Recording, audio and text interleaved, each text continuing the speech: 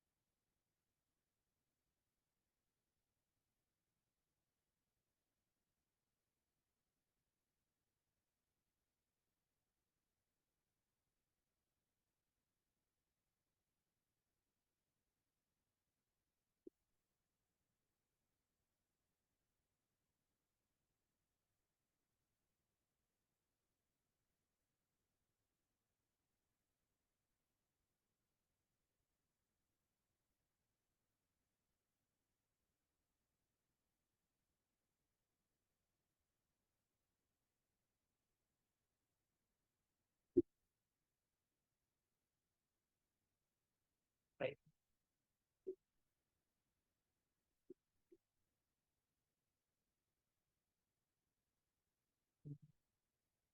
Thanks for watching. This is practice.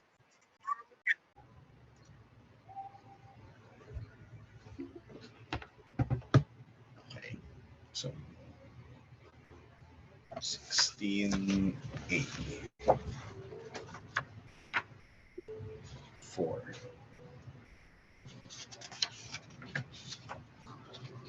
Downwards. Initial speed. Okay, -5. Hits the ground.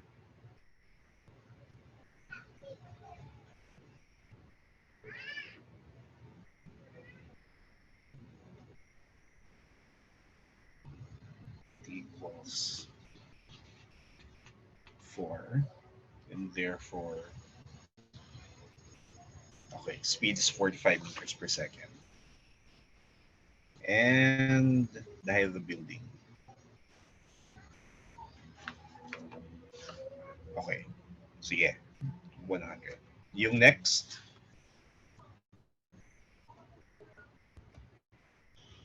S meters from a fixed A is equal to 2k cosine of 2t. Sabatayin mo. Teka, bakit? Ah, sorry. May iba akong iniisip. So 2k, k sine of 2t. Acceleration is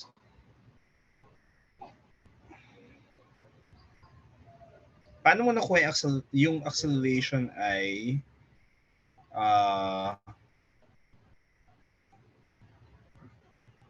paano mo nakuha, ano yung acceleration ulit? Pwede paki-recheck. Find the expression of the acceleration.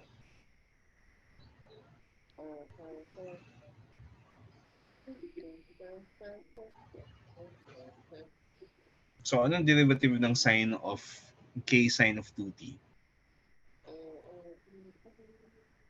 2k cos t. 2t Anong cos 2. dapat 2t yan, di ba?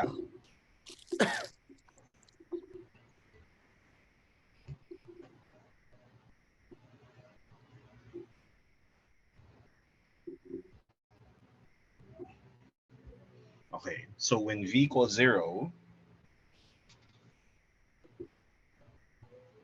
so sine of 2t 0, so 2t is equal to n pi. So, okay. Tapos, ang tinatanong ay, find the value of t when the velocity of the particle is 0. Okay, so, sige.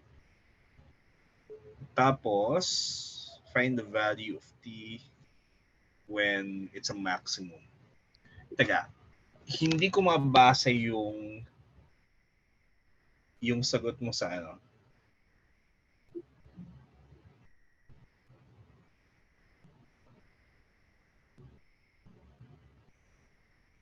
Sa B. Sa B. I think ang gawin mo lang, ang gumamit ka ng white na outline na box kasi yung contrast between yung color at saka yung white medyo mahirap basahin din siya eh.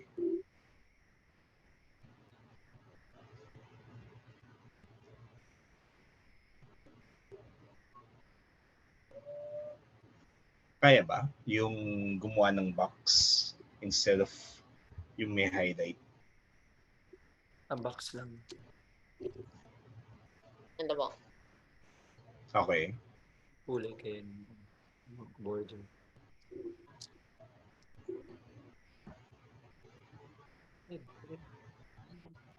Boxes. Okay.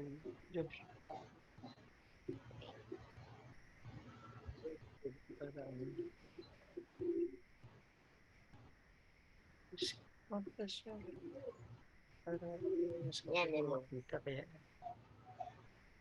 Okay.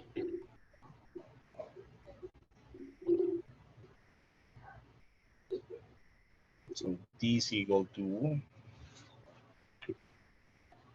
pi over 4 plus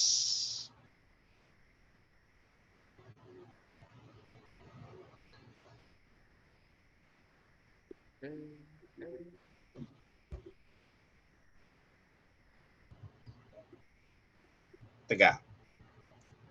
So yung ano 0 equals when a is equal to 0.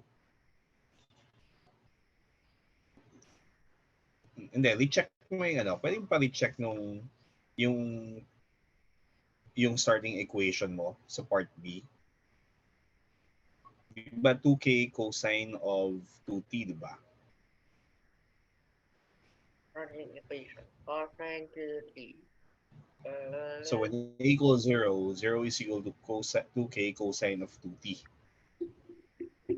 Yung sa letter B. Nabo. Yan. Kasi sa ngayon, naka 2k cosine of t lang eh. So pakiayos lang yan. So gawin mong 2t. Tapos cosine of 2t is 0. Cosine of 2t. Tapos 2t plus ano yung pattern para sa ano? Para mag-0 yung cosine, ano yung dapat na i-satisfy ng 2t? So it should be a multiple of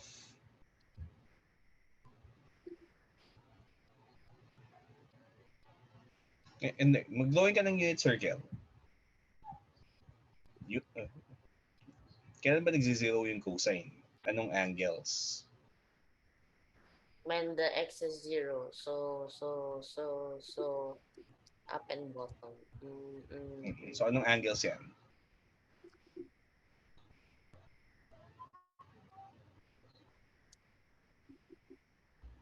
At saka, may plus pareho, tapos meron ng ano.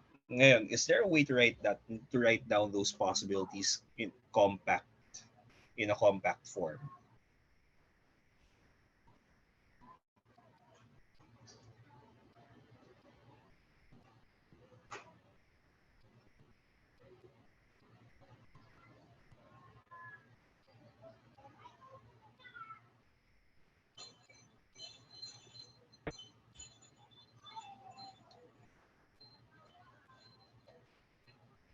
Teka.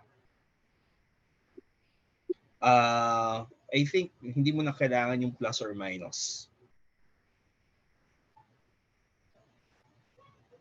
Kasi tingnan mo, pi over 2 plus pi. Ano yun? 3 pi over 2. Diba? Tapos pi over 2 minus pi. So negative, may mo negative pi over 2 and then minus pi ulit. So lahat ng solutions dyan or lahat ng possibilities na dyan na. Abo. Okay, so ano ngayon yung value ng t?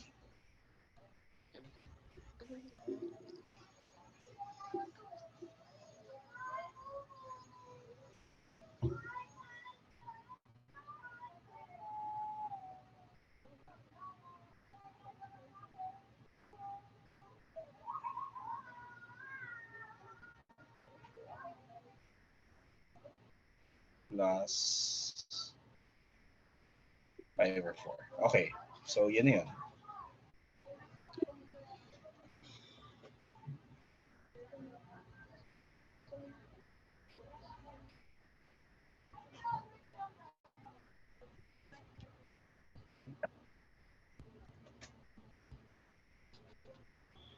Okay, yung next, so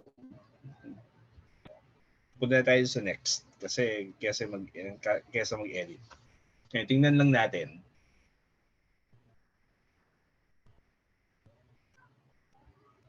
So this is number 6.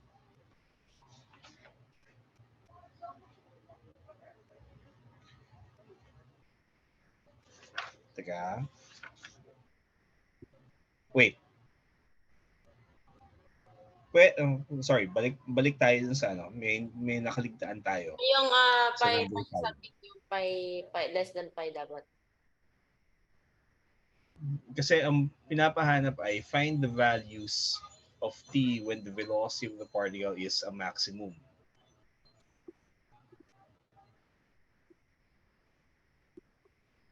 So yung 0 yung acceleration is not enough para masabi na maximum yung velocity.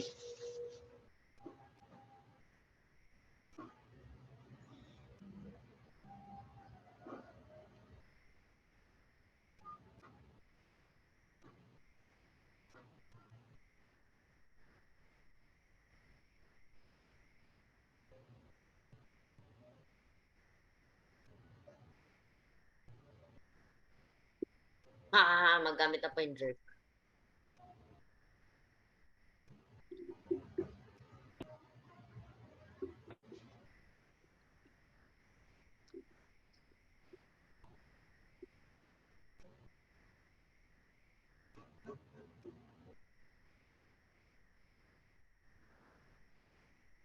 No way. Jerk is being used. Okay, nice. Teka, kailangan ba talaga nating mag-derivatives para mahanap yung maximum value ng velocity? Pwede ba for double derivative? Kasi ano yung expression for velocity? So ang assumption natin dito k is positive, di ba? Tapos may mga restrictions pa tayo. T is between 0 and pi.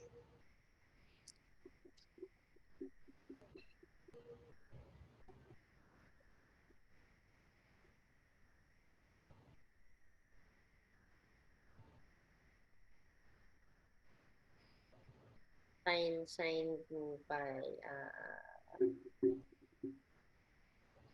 Na ganito, tingnan mo yung tingnan mo yung K sine, yung velocity. sine velocity, negative. Sine of pi over 2, positive, negative. 3 pi over 4, negative. And then 3 pi over 4, 3 pi over 2, negative, positive, minimum. Okay, maximum.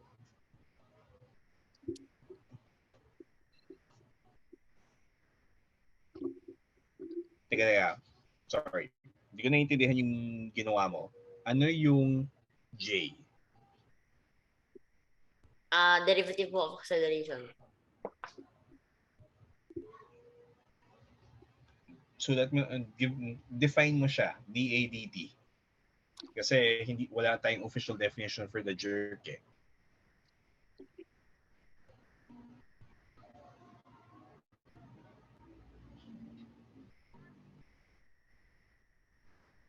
Negative 40 something, blah, blah, blah, etc. Okay, ngayon, do we actually need calculus to get the maximum velocity here? No, meron, di ba po yung ano yung sa chapter 4? Or chapter something? Chapter 2? 8. 8 or 9. 8 yung may ano pa, basta the maximum and minimum but without using calculus. So, yung tingnan mo yung velocity, that's K sine of 2t. Tapos K is positive. Ano maximum value? K is positive.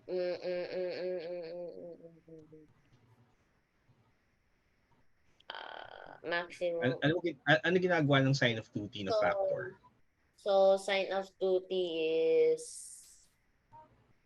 sine of 2t is positive pag pi over 4. Negative. Hindi, ganito. Ano, K is positive, di ba? Abo. Ano graph ng sine of 2t? What is the graph of sine of 2t? Sige, punta ka sa Desmos. Kung hindi siya, ano.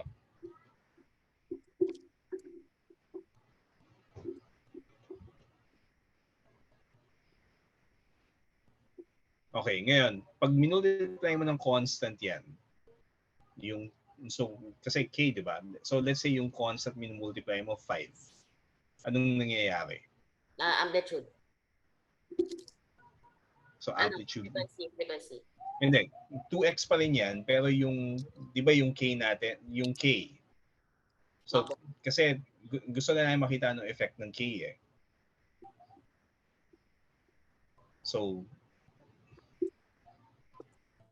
So sine of 2x, yan yung expression natin, di ba?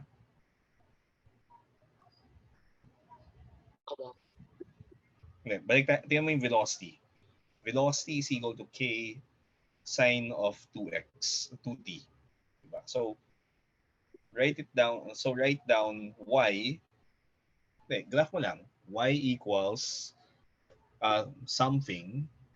Pili ka ng number, let's say 3. Okay, genius. Then,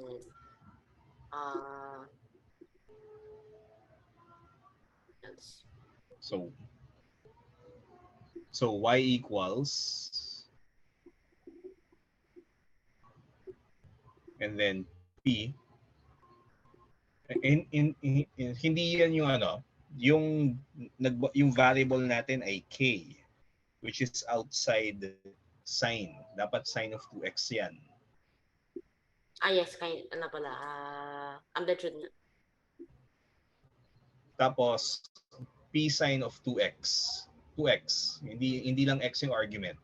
Look at your expression for the velocity. May 2 dyan. Okay? So, as long as p is kept positive, so wag mong palapitin wag mong ipa-negative. Tingnan mo anong effect kapag binabago mo yung p and you keep p positive. Amplitude po. So umaakit na yung amplitude. Yung kailan nangyayari yung maximum velocity, does it change Maximum velocity. Dito. So when does maximum velocity occur? Sa lahat po ng peaks. Pero may restriction dito, di ba? We're only interested in t between 0 and pi. Okay lang.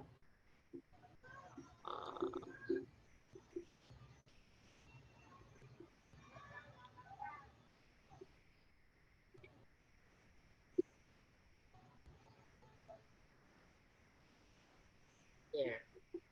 So this is peak. Diba? So pi over 4 lang.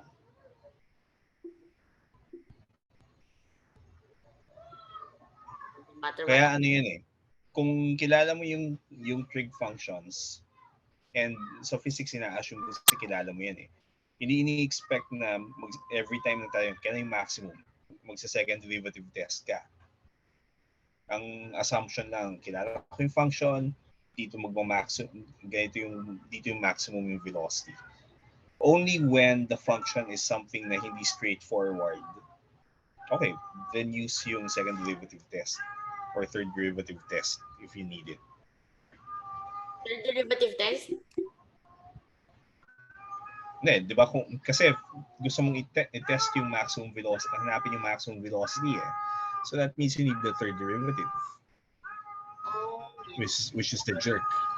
Sort of, is the second derivative, that's the third derivative of displacement.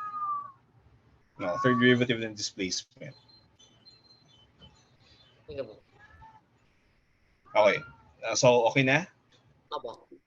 So, kailangan lang yung limitation. T is between 0 and pi. Tapos ano dyan eh, for that problem, mas convenient na i-simplify mo muna yung expression for S versus T and V versus T bago ka mag-differentiate uli eh. Okay, for number 6. So, punta tayo sa number 6.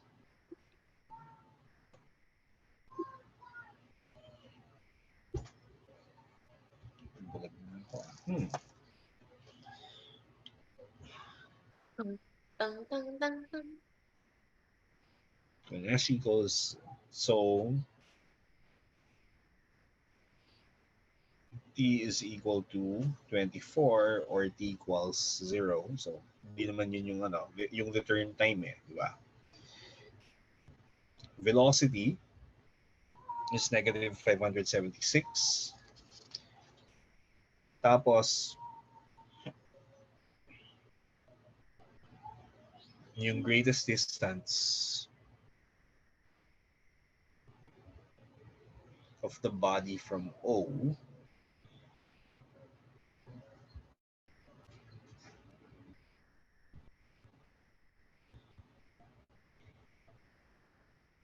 20.48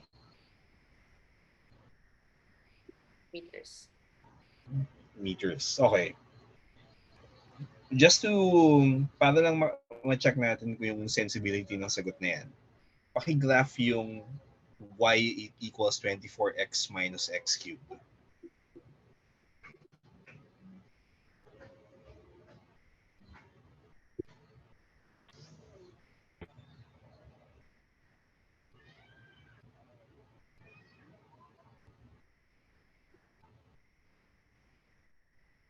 What in the world? No, wait. A body moves straight line and then the distance is given by. Okay. The greatest distance. So, may ano siya, may unstated assumptions yung problem eh.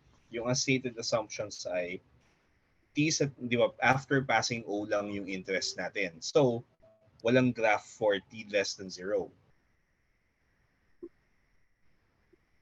Okay, so where x is greater than 0. Okay. Tapos, yung medyo problematic yung answer niya from the physics standpoint. Kasi, yung greatest distance of the body from O, ano yan eh, in physics, you actually distinguish between distance and displacement. Kasi yung ano nga po, I was wondering nga po yung wording niya. Kasi, wait lang. Hindi ko po pa natanong eh. Ayan, dito po. Wait. Hindi dito. Basta yung ano niya po, yung term for what is supposed to be displacement from O is distance. Nasaan siya? So kasi kung ganyan, 'di ba? Pwede kang magkaroon ng negative na positions eh. Wala. Basta ano po yung Kasi if 'di ba? Tingnan mo yung from the graph, look at 'di ba? Balik tayo doon sa graph. Tingnan mo. 'Di ba? After yung pagbalik niya sa origin, nagme negative na position yan. Oo nga po. Yun. Ano kasi, yung it's a math book, so hindi sila ganun ka, I think kulang sila sa tawag dito, kulang sila sa expertise in that region. Yung I think may pagkukulang yan ng ano eh, nung standard nila for this eh. Kasi pagdating sa ano, ang problema rin kasi sa ganitong mga problems, sloppy yung choice of language. Oo nga po eh, parang yun dapat displacement sinabi niya. In common usage, distance naman talaga yan. Pero in actual physics use, dapat displacement pala. So, kasi pwede siyang, for example, yung pag lumagpas na dun sa, kailan nagsi-zero uli? Yung position at 5, no? Yung isa 0, tapos ito, yung x t equals 5. Tingnan mo. Oh, it's not 5. Or 4 point something. Very close to 5. 4.8. Diba? So, and then it's going to go to negative infinity. Tingnan mo yung graph, dire-diretso na siya pababa. Di kaya po may Desmos na function that will tell you na, oh, this graph goes to infinity instead of actually possibly deceiving you na maybe it's actually finite until this point. And then, hindi talaga maano yun kasi yung Desmos, nagno-numerical approximation siya eh para makapag-graph. So hindi niya magagawa talaga yung sabihin ano yung limit as x approaches infinity, ganyan, or t approaches infinity. So for this one, at least it does suggest na kasi tingnan mo yung velocity function. Okay, another thing. Look at the velocity function. Velocity function. Di ba yung meron tayo na 48p minus 3p. So ano ba yung velocity? Wait. 3x squared. Quadratic yan eh. So, may region na positive yung velocity, which means it's going to be moving forward. And then, pagdating may critical point na magre-reverse na siya.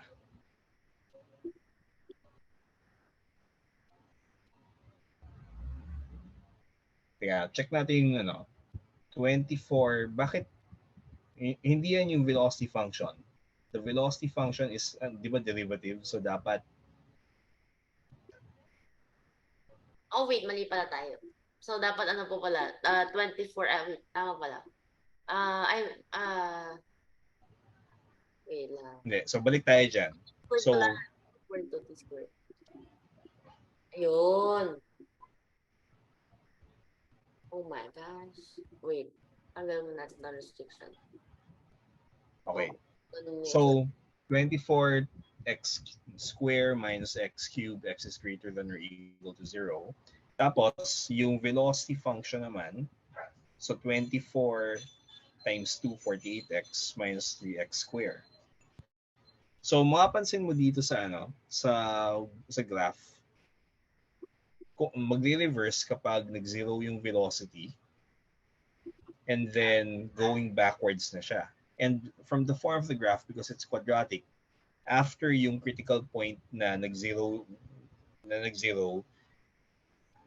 velocity is going to be negative forever.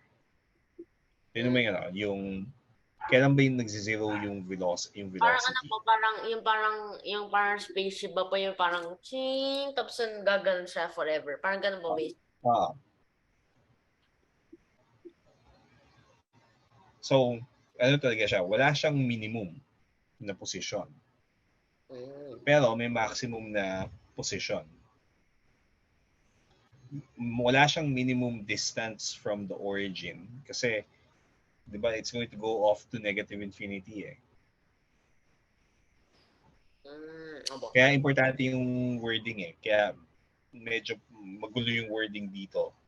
So we're trying to guess. So we end up trying to guess kung anong meaning based on the context. Anyway, so physics mas ano yan, mas maingat sila sa wording. Okay, ngayon tingnan na natin mga sagot.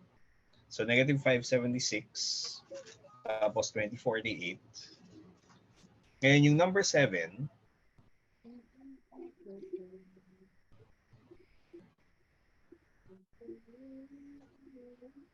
okay, so the distance OX is 4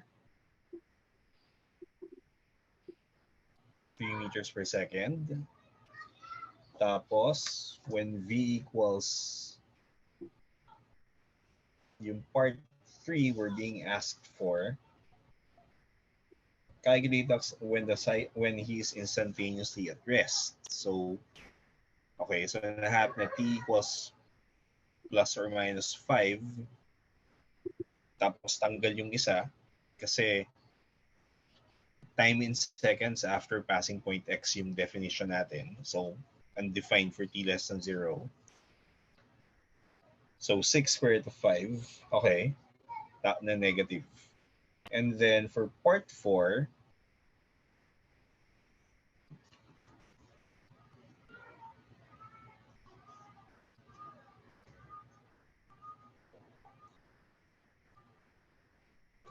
actually yung kung gusto para madaling makita yung kailan nagre-reverse, gawa ka ng number line na may or table of signs for velocity.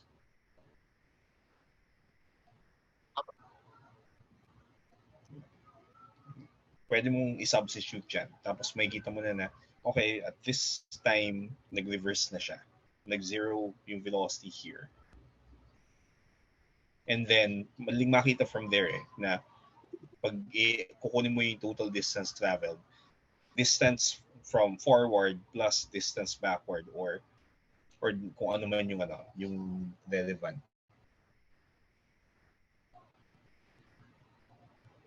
Okay. So from here, yung 3 during the third second, no? So 2 to 3, 0 to 1, 1 to 2, 2 to 3. Tapos between T to 2, okay, 4.36, okay, sige. Yung number 8, patingin.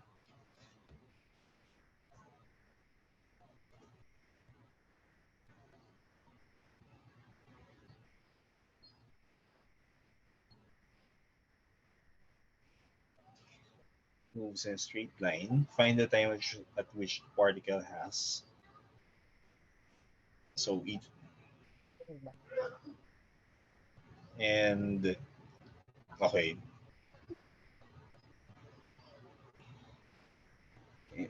Teka. I think helpful na ipakita mo rin na may isa pang solution yung quadratic equation sa part 1. Pero sabihin mo na hindi admissible. Kasi di ba, yung factor, yung dalawa solutions ng quadratic na yan eh. e to the t is equal to 5 at saka e to the t is equal to -1. And then, but e to the t is always positive, so this is not admissible.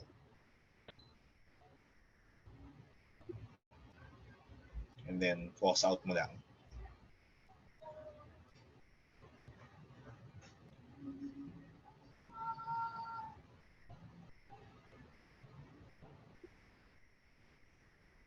Wait. Yeah. Rather to see color combination. There. No, I can't see anything. Okay, a is equal to -2 meters per second square. Okay. Yung number 9,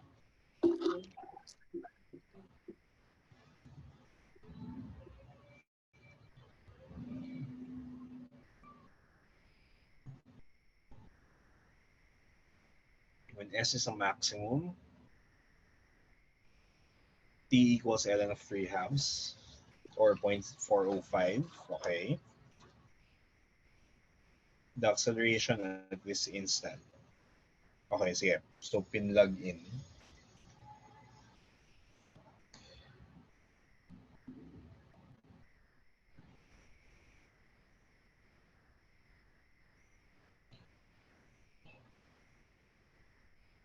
Teka, kaya ba ng calculator yan? Pag sinubstitute ng diretso? Yung ano po? The Nung cubic. ano, kasi di ba T equals ln of 3/2. Kaya na lang po is yung cubic po tapos yung ELN niyo po na po yung sagot.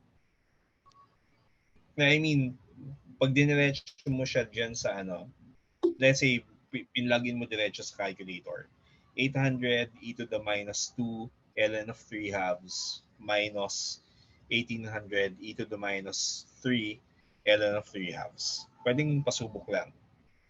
Check mo yung calculator kung kaya niya.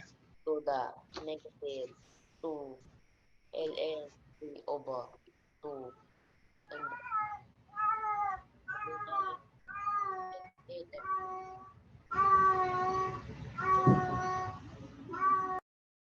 okay. E to the -3 ln 3 over 2. Kaya na po. Kaya niya. Ako. Okay. Punta tayo sa next. So, 16A10.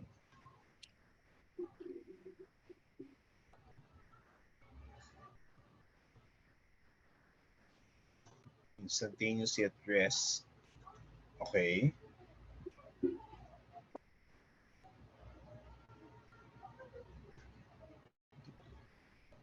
Or 08 meters per second.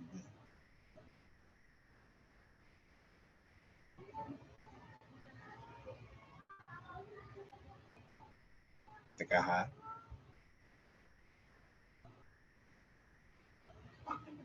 Bakit meter per second yung time mo? Baka dito per second. So this should be second.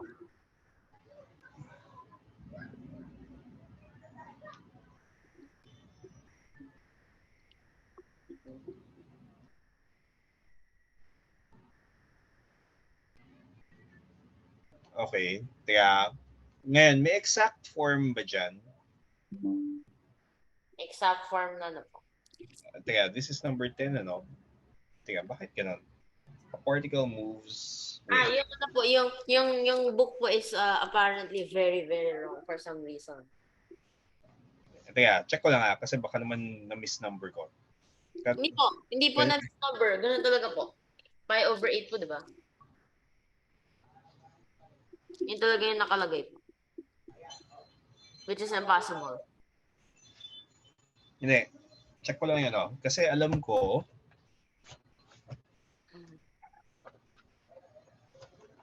check ko lang yung numbering. Kasi,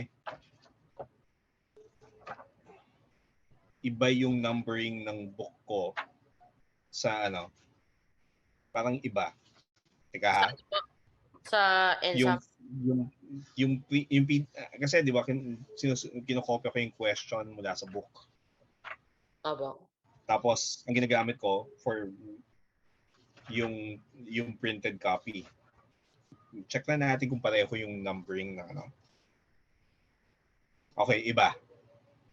Ha? Check mo yung printed copy mo. Printed copy versus ito pong title page. Versus yung PDF yan eh, di ba? Abo. Sige, tingnan mo yung printed. Mga printing errors. Hindi, check mo lang. Tingnan mo yung buksan mo yung yung book mo. Kailangan mong makita yung printed copy. Oh. Punta ka sa page 491. Tapos compare mo sa page 4 dun sa page 491 ng PDF.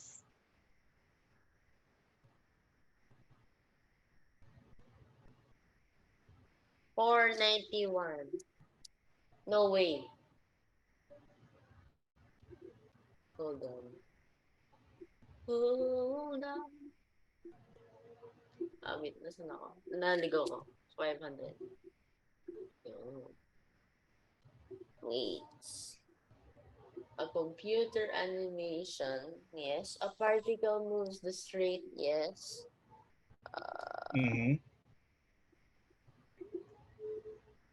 Finding. Ngayon, tingnan mo yung yung numbering mo. Numbering ko sa akin, 10 tsaka 11. Ako, animation. Tingnan mo yung, tingnan mo yung sa so yan, a computer animation, yung number 10, di ba? Opo. Ngayon, tingnan mo yung nasa whiteboard mo. Whiteboard.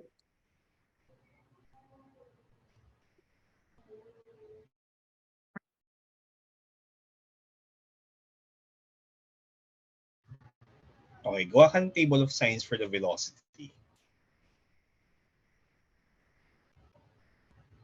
Or at least give an argument bakit. Kasi, tinan mo, lumalabas na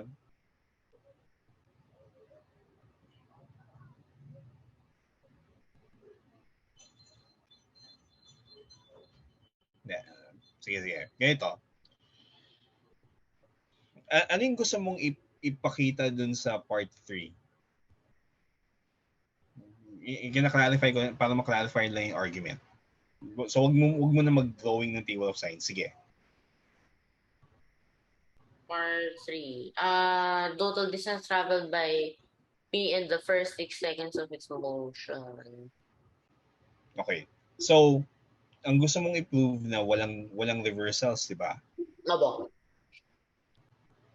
So, within the methods that are available to us, no complex numbers, ano yung pwede mong gawing test? Does V ever equal negative? Tingnan mo yung tingnan mo yung, di ba may expression ka for V as a function of T? Opo. Calculate the discriminant. Okay. The discriminant. Wait. Ano kasing discriminant? B squared minus 4AC square root. So, imagine muna. So, yung form, V equals 4T square. Okay. So, B squared minus B squared for... So, B squared minus 4AC. 4 times 832. So, natin is... Hindi, ganito. Isulat mo yung yung equation in the form na you can identify what's A and your reader can also identify kung paano mo nahanap yung A, B, and C. So, isulat mo yung V. Yung given expression, nasa yung expression mo for V? I-rewrite mo siya in order para madaling makita. Hindi, kasi dyan hindi mo i-rearrange mo muna siya in a form na nagmamatch na sa standard form.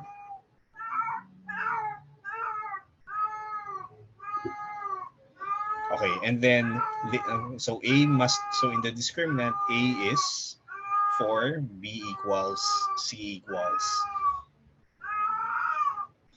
Sorry, medyo maingay.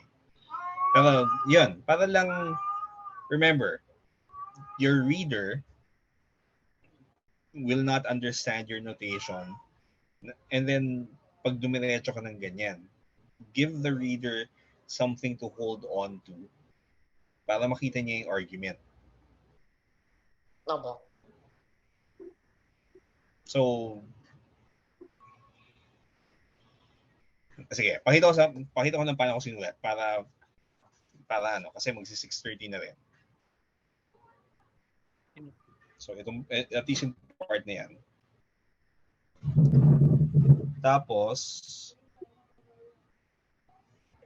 kukuha ko siya ng kukuha ko ng picture kasi hindi ko, ginawa ko siya sa papel eh.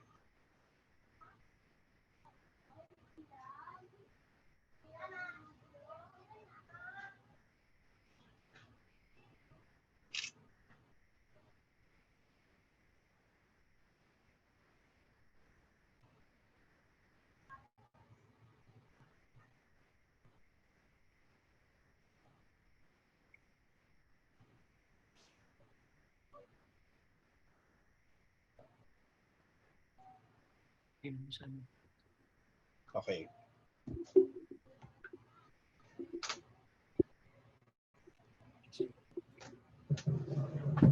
Okay, so tingnan mo yun, yung pinadala kong image sa Messenger.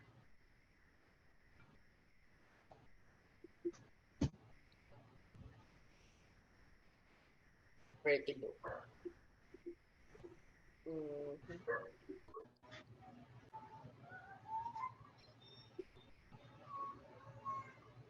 Yan.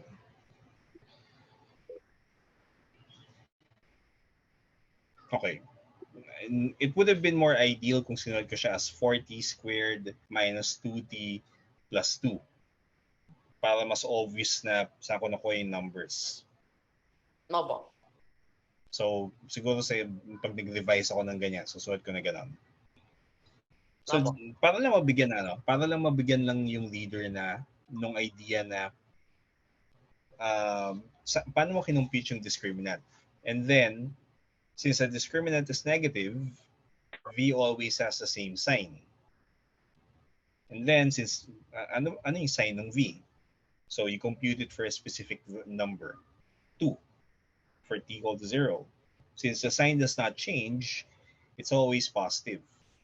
So, there are no reversals, and then you can just use yung S at t equal to 6.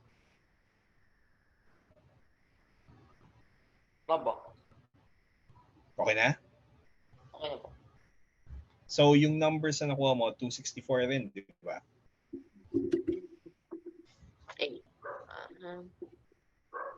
Ito. Opo. Okay. So, before we end, meron akong gustong i-point out na notation na ginagamit sa physics. So, let me share my screen again.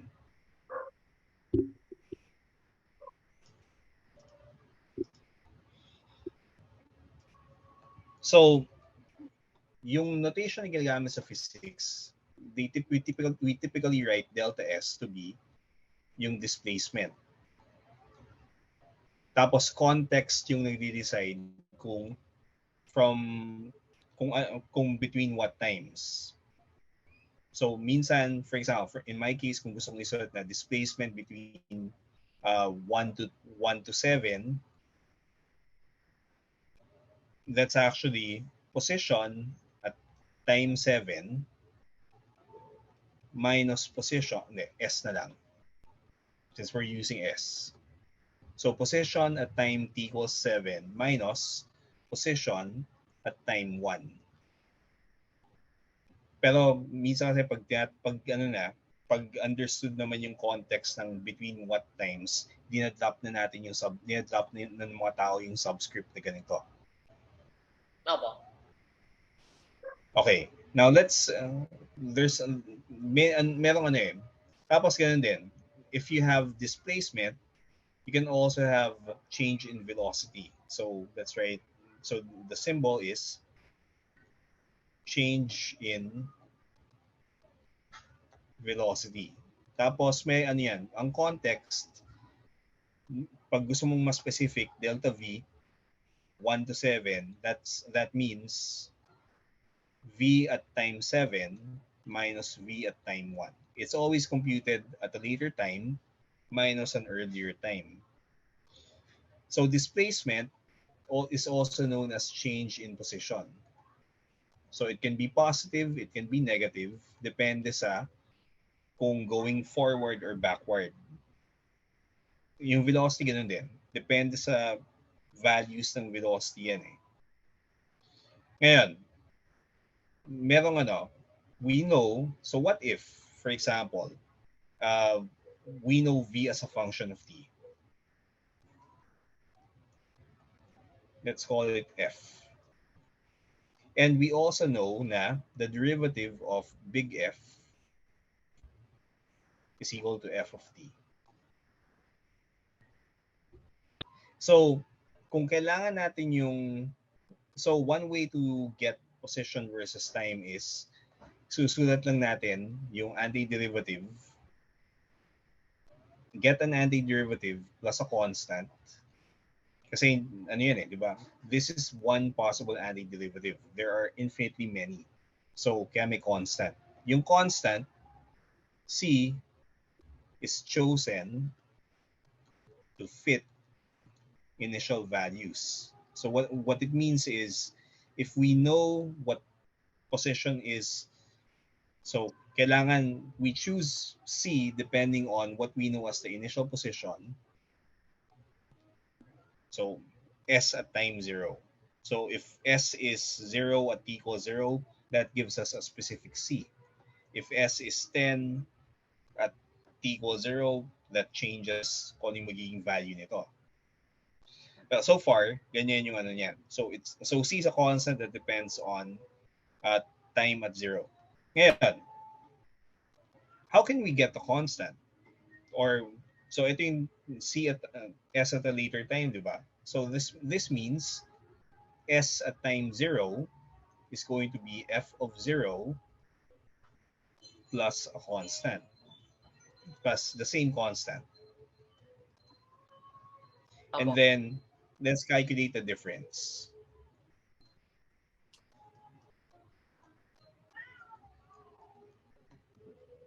Actually, so if we get the difference, the C's will cancel.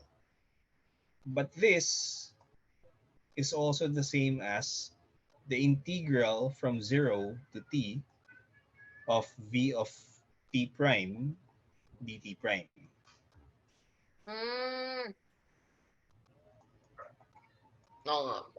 And using a similar argument, what if instead of yung position at T equals 0 ang binigay?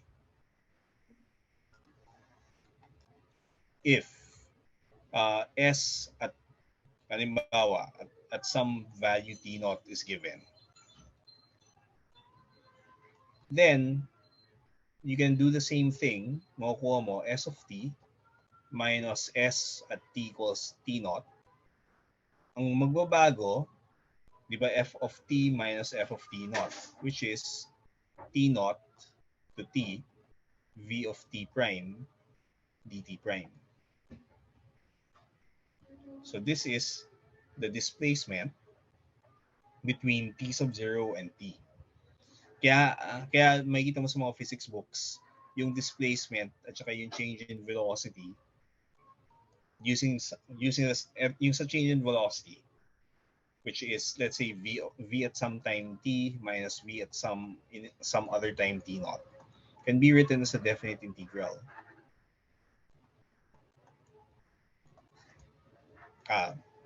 Acceleration to. No po. Kaya makikita mo sa physics books, hindi na dumadaan sa ganitong step-by-step process na what's S as a function of T, find the constant, and then plug in the values to get S at a later time and then subtract. Wala nang ganon. Didiretso na yung physics major to, okay, it must be this the displacement must be this integral.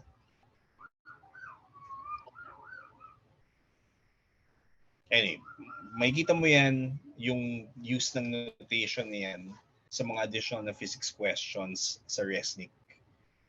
So, for now, ang ginagawa natin ay get the antiderivative, get the constant, and then once you found the constant, apply it to the succeeding questions.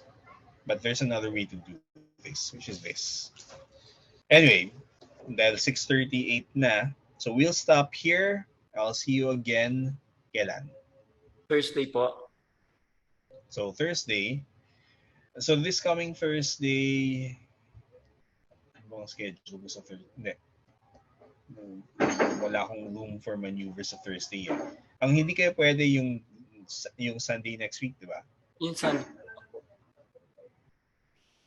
Sorry? Yung Saturday, Sunday. Saturday, Sunday. Out of, ano yun, so buong weekend. Wala po kami. Mag-extra 30 minutes na tayo the Sa week Monday after. Yes, papa. Okay. Para mabawi natin yung missing 30 minutes. Okay po. Anyway, we'll stop here. I'll see you again this coming Thursday. Bye-bye. Bye-bye po. Bye-bye po. Thank you po. Bye-bye. Ay, hindi na. Hindi na.